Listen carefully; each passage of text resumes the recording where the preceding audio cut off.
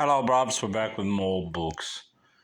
Today I fell short of my goal of 30, mainly because the process of going to pick up books was encumbered by this socialist state of Michigan, where every street or every freeway, not every freeway, but all the ones that affect me are literally shut down or relegated to one lane on one lane each side of a 6-lane highway for the third straight summer period, with corollary effect of every side street is jumble fucked into hell proportions, where you're sitting through 3 or 4 lights. The left-hand turn light is a quarter-mile long. It's a fucking redunculous state. Absolutely insolvent loser state. The fact that my greatness is stuck within the hell of this state is pitiful. But anyway, let's get started. I fell short because I couldn't go to 2 of the sales I wanted to, because to have done so would have added about 2 hours onto the already 2 hours of travel I spent going literally. I would say took 2 hours to go 50 miles round trip. It's pathetic. Pathetic. I know I sound like a get off my lawn sort of person, but Jesus Christ. 50 miles total trip took me 2 hours. And mind you, half those miles were on the freeway. And those 2 sections of freeway before I hit all the traffic, I'd say 8 minutes, 10 minutes tops. So the other remaining hour and 50 minutes was spent going about 30 miles. So about 5 minutes per mile. It's fucking ludicrous. Anyway, let's get on with these books. I got 20 books. 4 of them are repeats, just because I saw these the other day and I didn't realize what they were. The Capuchin monks of Detroit, I believe. Father Solanus. Maybe there were Capuchin monks elsewhere, but no, it's Detroit. Yeah, of course, if I would have read this page on Mother's Day when I first went there, I would have bought all 4 copies. But I've also since found out that these can only be purchased through the Capuchin monks or whatever affiliate is selling them. So I picked up all 4, only 50 cents a piece. Yeah, I will sell one at least. And then the rest will be gravy. The Complete Chess Player by Fred Reinfeld. I bought a chess book by him yesterday at a unconnected thrift store. Don't know how much it's worth, but I know it's worth more than 50 cents.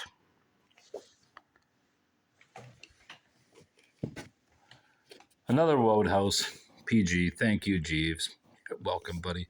Found out that those Jeeves books I have are all worth 10 to 15 bucks. So I'll probably just sell them. I mean, I don't have to keep Jeeves.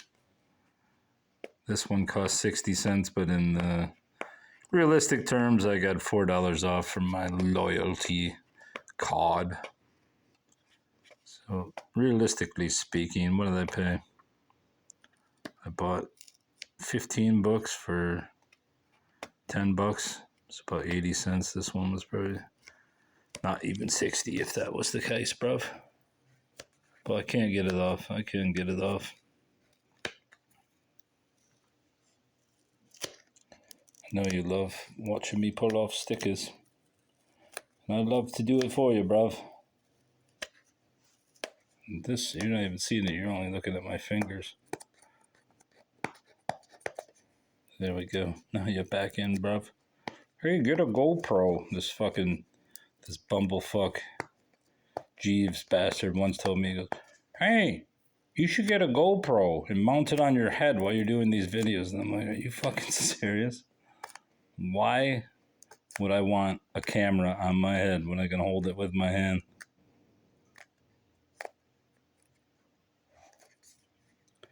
Needless to say, I don't talk to him anymore.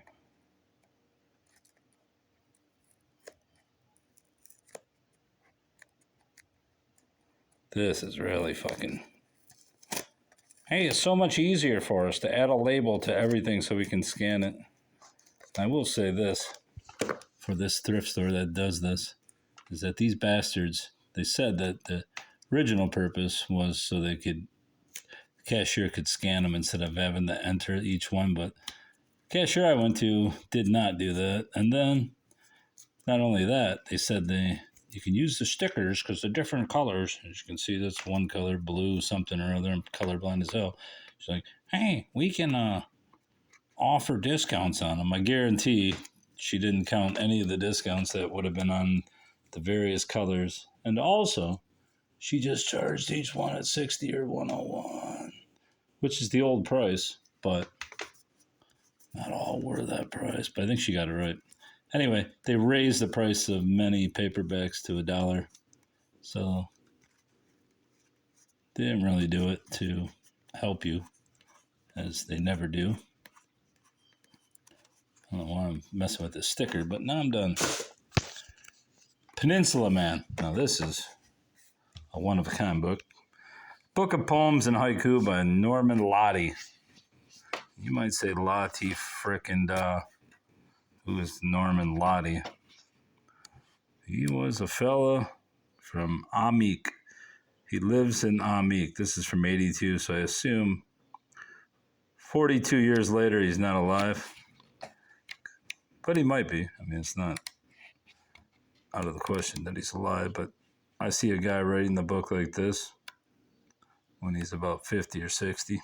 Probably 60 or 70, actually.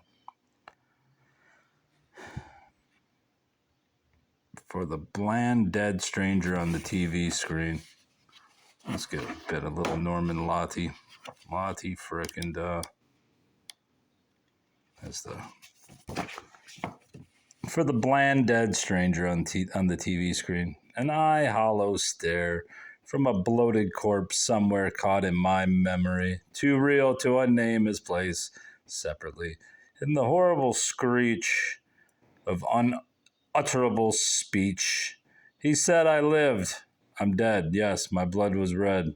I ate, I slept, I drank, I cursed. That it's I, not you, who got here first to know the secret. You'll come to. Your feelings of non-feeling aren't true. It matters not how I met my fate, grimace or grin. I cannot feel as late as it is for you and the feeling for the bland dead stranger on the TV screen. I think Norman Lottie just owned us.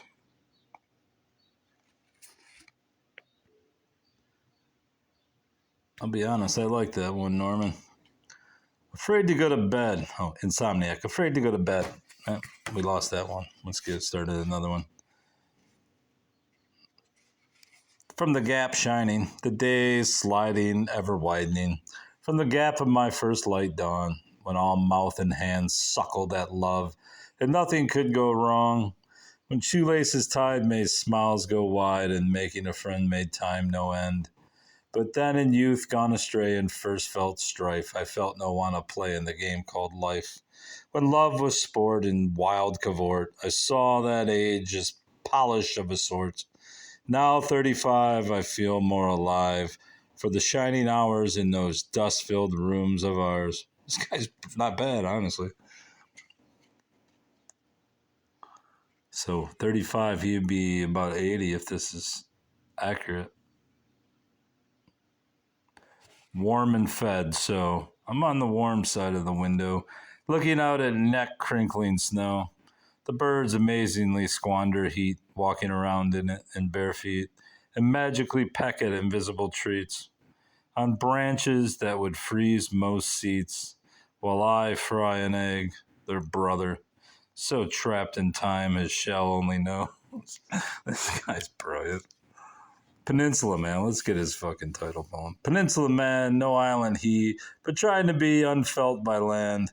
Still the hold is bold when cold, and it fills the wall with stride, knowing no other would give such pride. The raging storms slap in reality, giving notice of no finality. Heaps of sleeps are waiting outside inland, far from the big waters stand. A possibility always kept at hand when everything else has been tried. Stubborn winter calms with icy smiles, like a glared return for such small trials. But he goes on with his back to the land because he is a peninsula man. Oh man, I kind of like Norman. Belly dancer, voluptuous, on the move, seems to soothe the fire dampened by togethers desire. In the could be, but for crowd of quiet leers, so loud it sets my maleness free, in bemused pride of unfulfilling hips that must carry home only wet lips. What the fuck are you talking about, buddy? Loose dirt word theme. Dirt skirted in on a reddened face. A thought, a word, a deed bleeds in my jealous masculinity. Drawn by her unfulfilling femininity, we equal cups, need little sips of good, clean, smiling lips. When unknown race of blood surfaces freed, and she knows, he knows it wasn't clean. Naturally, it occurred between the two of us, unspoken. Our senses were only joking. Our sexes were only joking.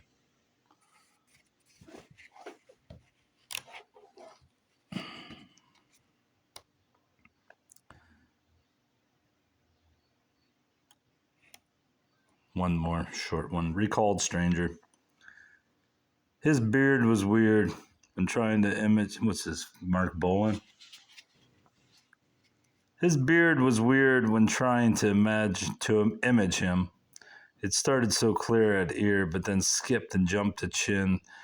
And a wart on his nose, the color of rose, made of laughter suppressed. Then, but not now, hereafter, when, embarrassed for my sneaky recall, I grin him, real smell. Jealous, I guess. It's me and not him, remembering. All right, you lost me there, Norman. In honored glory, sorry. Pardon. Get some beer. Makes me cool to put that in front of the camera.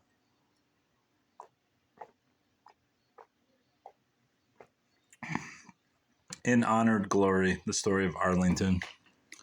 And normally, I'm anti-war, not in the sense that I'm against wars taking place. I just don't want to read about them.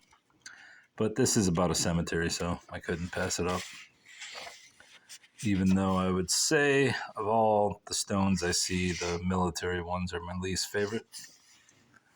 Not a slap against the military, I just don't. I mean, most of these wars are worthless wars. And I have a similar mindset as Israel, where if someone starts a war with you, you kill them until everyone is dead or they surrender. Now, unlike the Allied powers, I don't believe that once you defeat an enemy in war, you take all their means of survival. Though you could say if they started the war, which Germany clearly did, that you could take back what you've lost. But to overtake and conquer and then destroy like the North did to the South in the Civil War is not right. But yeah, I'm not against war. I don't really want to read about it though.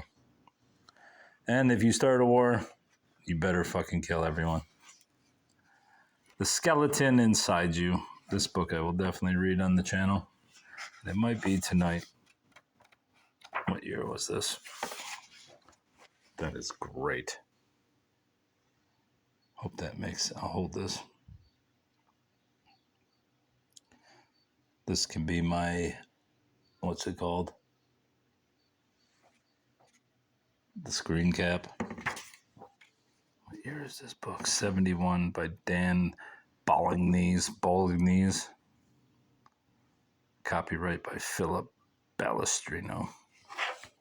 Bolognese. I don't know how you would say that. The Forgotten Man, A New History of the Great Depression.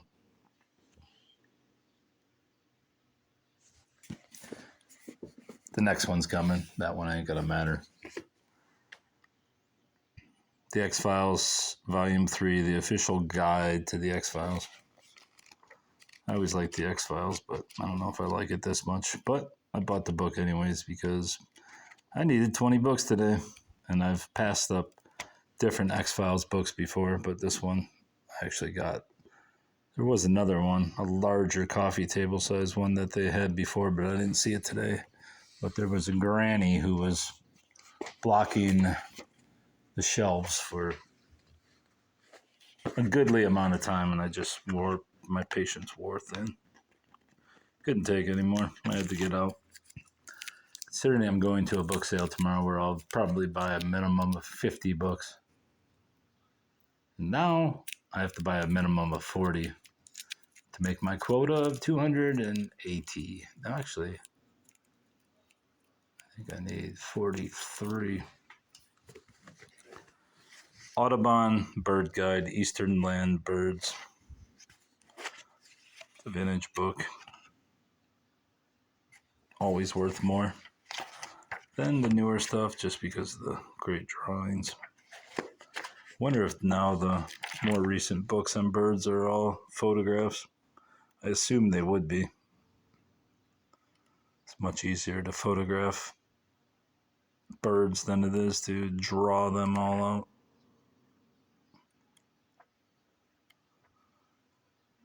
Damn, what the hell is that? Belted kingfisher. That looks like a frickin' barbershop pole. I've never seen a bird like that. That's brilliant.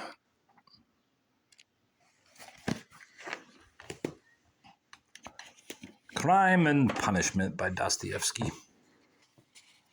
I think it's a 1964 edition. No. Copyright 53. I could have swore it was later. Pretty cool little illustration. It's 53, I guess. So. Is that 71 years old? So another illustration somewhere over here.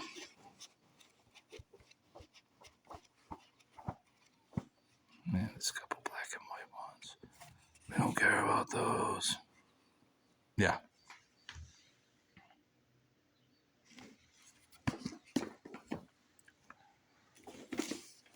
So Terrible a Storm, A Tale of Fury on Lake Superior.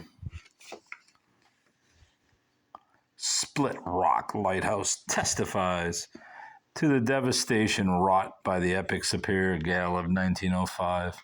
Built in response to the deadly storm, the landmark beacon illuminates the site where the barge Madeira crashed into the now famous promontory. Is that me wheezing? No, I'm not wheezing. I'm making some weird noises, though.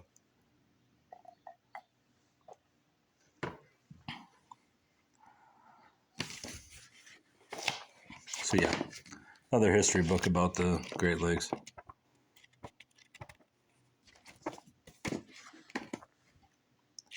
Next three books are all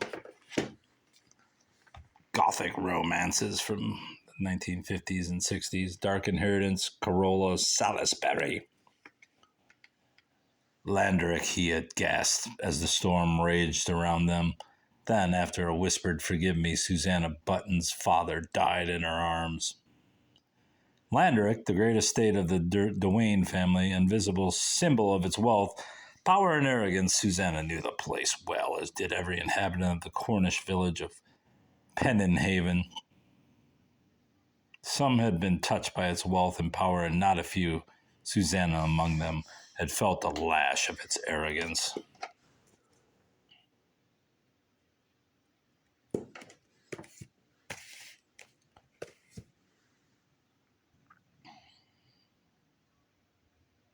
Winterwood by Dorothy Eden. From the smoldering elegance of a decaying Venetian palazzo to the brooding immensity of Winterwood, one of England's great country estates, whose history is shrouded in shadow, a beautiful and terrified woman flees her dark, mysterious past. Lavina Hurst is Dorothy Eden's most attractive heroine, yet a spirited, intelligent young woman who discovers that not until she has exorcised her tormenting past will she be free to meet a brightly beckoning future.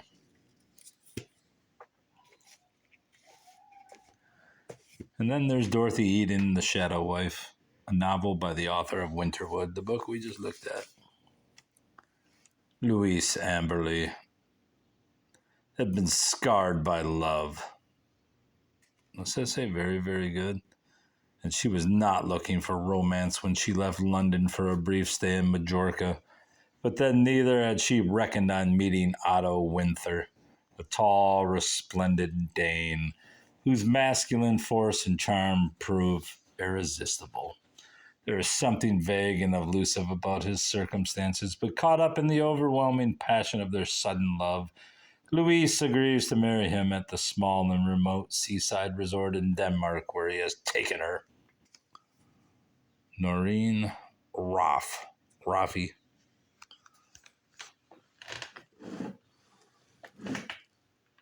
Yeah. There's some classics.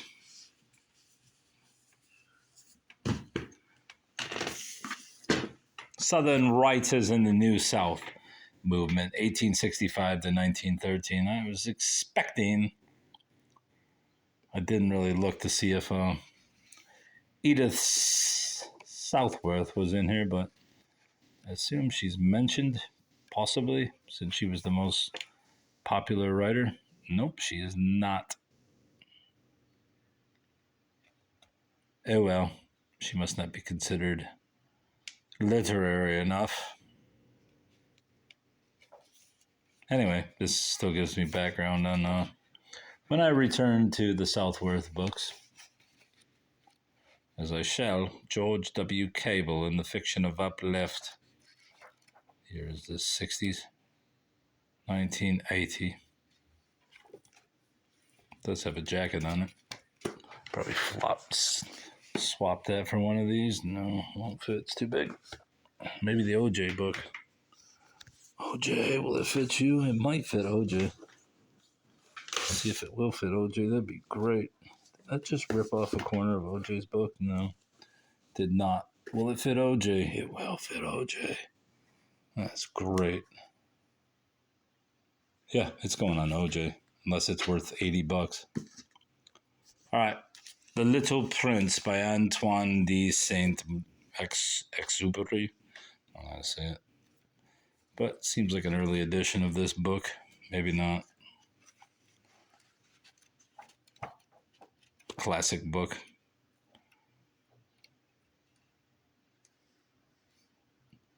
Night Flight. 1943. What's that, 70-year-old, 71-year-old book?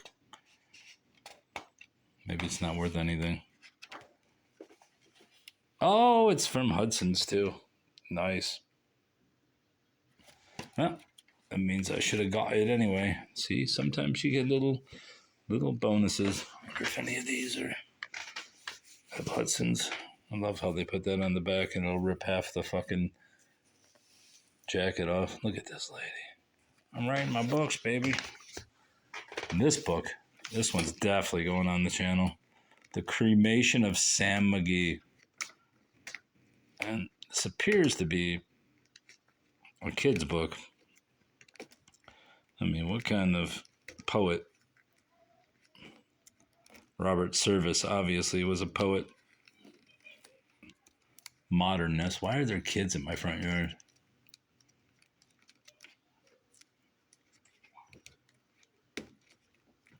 What the fuck are they doing? Not that I care, I just don't want them getting killed on my property. I'll have to pay for it.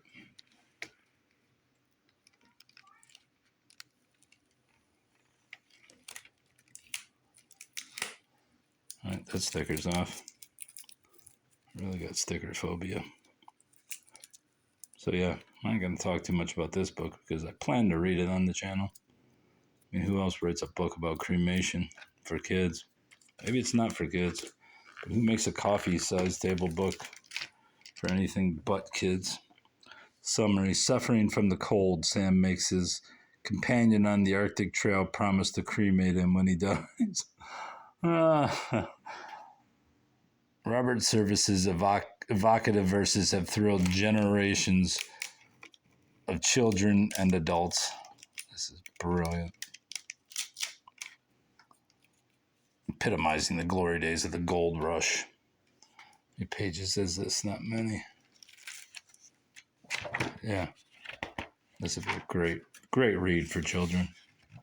Step up, kids. We're going to hear about the cremation of Sam McGee. And you will soon. Goodbye.